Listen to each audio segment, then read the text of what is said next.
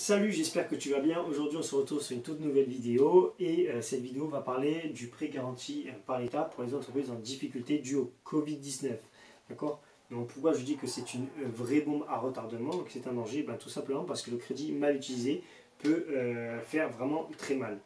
Donc, on va prendre un premier exemple. L'exemple, j'ai une société de chaussures, d'accord? Et j'ai mon chiffre d'affaires qui est plafonné. Ça veut dire que je n'arrive pas à faire plus. Je suis au maximum de ce que je peux faire. Qu'est-ce que je peux faire? C'est acheter une machine pour pouvoir produire plus. Comme je veux produire plus, j'ai besoin d'une machine supplémentaire. Cette machine, je ne veux pas l'acheter avec mes fonds propres, avec la trésorerie de mon entreprise.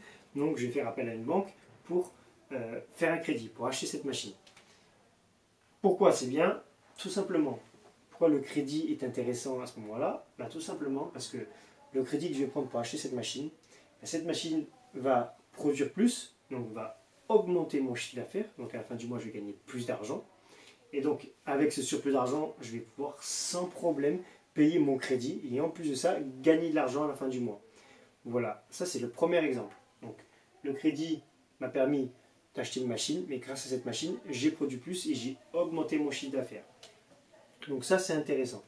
On va prendre le deuxième exemple.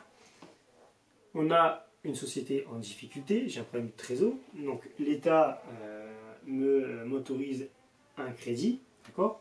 Qu'est-ce qui va se passer? J'ai un restaurant, parce que j'ai été directeur de restaurant pendant 10 ans, donc je vais prendre ça comme exemple. J'ai des problèmes financiers, donc dû au Covid, j'ai dû fermer, donc pour combler ma trésorerie, on m'autorise un crédit, donc je vais prendre un crédit. Et qu'est-ce qui va se passer? Le restaurant, j'étais déjà en difficulté de trésorerie. Donc j'étais déjà dans la merde quelques mois auparavant. Qu'est-ce qui va se passer en ayant le crédit? C'est que on va se dire qu'à l'époque, je faisais 50 couverts avant le Covid. Et j'étais en difficulté. On se doute bien qu'en sortie de Covid, je ne vais pas passer de 50 à 300 couverts jour. D'accord? Je risque de passer de 50 et peut-être passer à 30. Puisque si les gens ont peur, ils vont moins sortir. Donc qu'est-ce qui va se passer?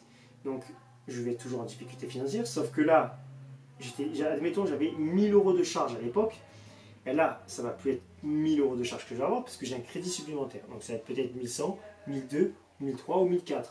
Donc, je vais gagner moins, ou pareil, et je vais augmenter mes charges. Donc, je vais avoir une difficulté financière supplémentaire à la fin du mois, parce que ce crédit, il va falloir que je le rembourse à un moment donné. Donc, parce que sur le prêt d'État, ils disent que pendant un an, on peut commencer à le payer à partir d'un an.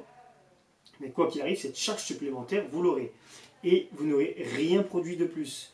Dans le premier exemple, j'ai fait un crédit pour acheter une machine qui me sert à produire plus. Donc grâce à ça, grâce à la machine, je vais gagner plus d'argent.